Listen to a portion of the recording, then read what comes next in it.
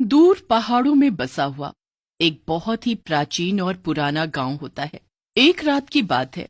चांद को काले बादलों ने ढक दिया था, जिस कारण हर तरफ रात से भी भयंकर अंधेरा छा गया था। जंगल की झाड़ियों में से 4 घोड़ों की चौकड़ी की सवारी जा रही थी, जिसमें 3 दोस्त अमित, गिरीश और नीरज होते हैं। यार अमित, गिरीश, ये जंगल कितना डरावना है ना। सुना है इस जंगल में भूत पिशाच जैसी काली शक्तियों का वास है। अबे चुप कर ओए, तू और तेरी घटिया बातें तू अपने पास ही रख। और नहीं तो क्या। भूत पिशाच को साधारण मत समझो, वो सच में होते हैं। इस गांव में कई सारे भूत पिशाच रहते हैं। अरे काका, ये गांव है इसीलिए ऐसा है।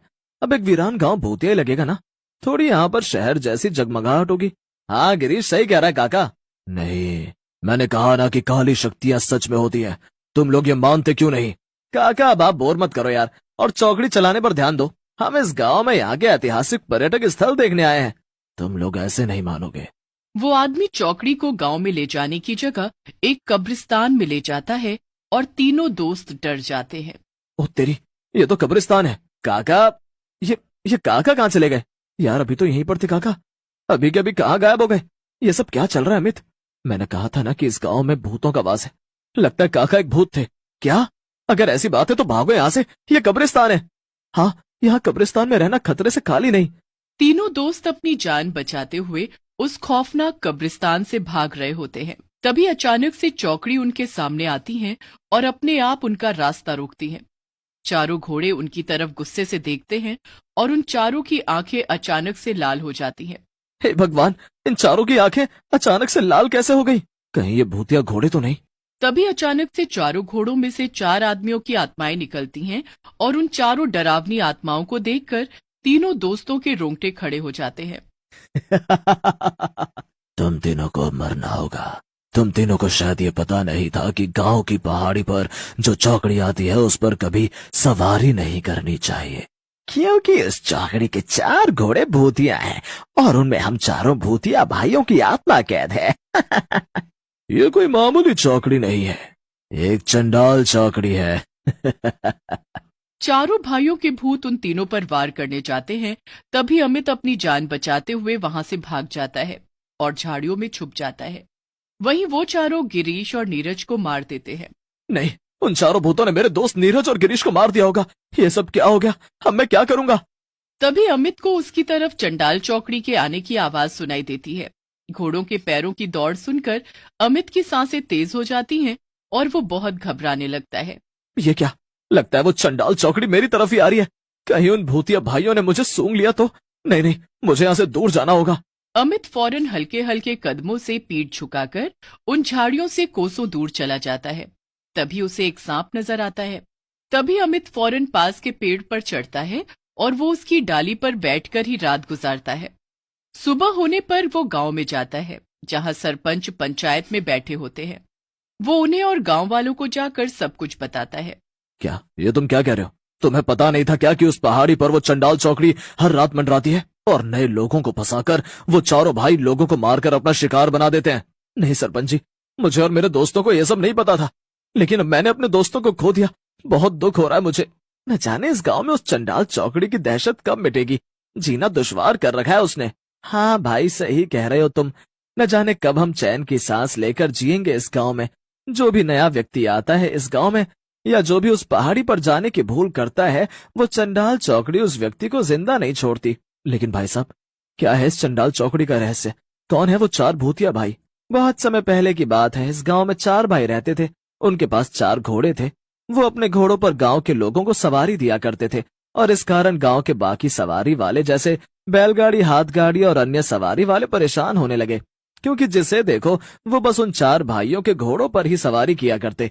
जिसके बाद एक दिन जब चारों भाई अपने घोड़ों के अस्तबल में सोए होते हैं, तभी कुछ आदमियों ने जलन और गुस्से के कारण उस अस्तबल को जला दिया और उन चारों भाइयों को मौत के मुंह में भेज दिया। और तब से उन चारों भाइयों की आत्मा उनके 4 घोड़ों में कैद हो गई और गांव में उनकी चंडाल चौकड़ी घूमने लगी और एक के बाद एक लोगों को खून के मौत देने लगी। और ये सिलसिला। आप लोगों ने कभी कुछ किया नहीं उस चंडाल चौकड़ी को खत्म करने के लिए? वो चंडाल चौकड़ी 4 भूतों की ताकत है। उसे जो भी खत्म करेगा वो अपनी जिंदगी से हाथ धो बैठेगा। क्या? हाँ, यही सत्य है उस चंडाल चौकड़ी का। अमित को बहुत डर लगता है, इसलिए वो दिन में ही शहर की तरफ प्रस्थान कर लेता है। लेकिन शहर पहुंचकर उसे याद आता है। अरे नहीं, मैंने अपना दूसरा बैग तो गांव में ही छोड़ दिया। उसमें मेरे सारे इंपॉर्टेंट डॉक्यूमेंट्स थे। अब मैं क्या करूं? उन डॉक्यूमेंट्स के बिना तो मैं कुछ भी नहीं कर पाऊंगा। चंडाल चौकड़ी के डर के चक्कर में तो मुझे कुछ याद ही नहीं रहा। अब मैं क्या करूं? तभी अमित की बीवी नंदिनी कहती है, अमित जी, अब आपको वापस उस चंडाल चौकड़ी के गांव में जाना पड़ेगा क्या? नहीं नहीं, आप वहां मत जाइए। डॉक्यूमेंट से ज्यादा मेरे लिए आपकी जान कीमती है, और आपको कैसे पता कि वो डॉक्यूमेंट्स अब वहां हैं भी या नहीं? मुझे पता है कि वो डॉक्यूमेंट्स कहाँ हैं। जिस घर में मैं रह रहा था उस घर की अलमारी में ही रखे हैं वो। उस घर के मालिक और मालकिन बड़े ईमानदार लोग हैं। उन्होंने जरूर मेरे डॉक्यूमेंट संभाल कर रखे होंगे। लेकिन अमित जी, ठीक है, मैं भी आपके साथ चलूंगी फिर, वरना यहाँ पर आपकी चिंता करते ही मेरी जान निकल जाएगी। नंदिनी, पिछली बार जब हम उस गांव में गए थे तभी हमें चंडाल चौकड़ी के बारे में कुछ भी पता नहीं था, लेकिन इस बार मुझे सब कुछ पता है। इसलिए मैं उस पहाड़ी के रास्ते से जाऊंगा ही नहीं। फिर दूसरा रास्ता? हाँ नंदिनी, गांव में जाने के लिए दो रास्ते हैं।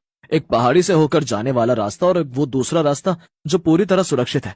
तुम बिल्कुल भी चिंता मत करो। मैं दिन में जाऊंगा और दिन में ही लौट आऊंगा, ठीक है? ठीक है अमित, अपना ध्यान रखना। एक मिनट, ये लो, ये सुरक्षा कवच है।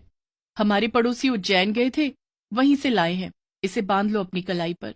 नंदिनी अमित की कलाई पर वो सुरक्षा कवच धागा बांध देती है और अमित अपने डॉक्यूमेंट्स गांव से लाने के लिए वापस गांव की तरफ चल पड़ता है। वो सुबह के समय गांव में जाता है और अपने डॉक्यूमेंट्स लेता है। हमने तुम्हारे डॉक्यूमेंट संभाल कर रखे थे बेटा, ये लो। Thank you so much uncle, आप सच में बहुत अच्छे हैं। अरे बेटा, तुम मेरे ही बेटे जैसे हो। जी काका, धन्यवाद, आता हूँ। हाँ बेटा, संभल कर जाना। अमित वहां से निकल जाता है। अब दोपहर के 2 बज चुके थे। चलो अच्छा है, अब मैं उस पहाड़ी वाले रास्ते से नहीं, सुरक्षित रास्ते से ही जाऊंगा। फिर 3 बजे की बस पकड़कर मैं शहर की तरफ निकल पड़ूंगा। धन्यवाद भगवान जी, अब बस सही सलामत शहर पहुंचा दीजिए मुझे। अमित उस दूसरे सुरक्षित रास्ते से जाने लगता है, लेकिन तभी उसका पैर एक भूसे पर जाता है और वो फिसल कर एक गड्ढे में जा गिरता है। अमित 1 घंटे से भी ज्यादा समय तक मदद की गुहार लगाता है, लेकिन उसकी मदद के लिए वहां पर कोई भी नहीं आता और वो बेचारा अब 3 बजे की बस मिस कर देता है। शाम में सूरज ढल जाता है और रात का घना अंधेरा हो जाता है। तभी अचानक से अमित को गड्ढे के पास से 2 आदमियों के गुजरने की आवाज सुनाई देती है और वो आदमी उसे रस्सी की मदद से ऊपर की तरफ खींचते हैं। तभी वो दोनों आदमी अचानक से गायब हो जाते हैं और वहां पर सामने वो चंडाल चौकड़ी आ जाती है। नहीं, ये क्या? चंडाल चौकड़ी, मुझे मत मारो, मुझे जाने दो। मैंने तुम चारों भाइयों का क्या बिगाड़ा है? उस रात तेरे दोनों दोस्त तो मर गए, लेकिन तू भागकर बच निकला।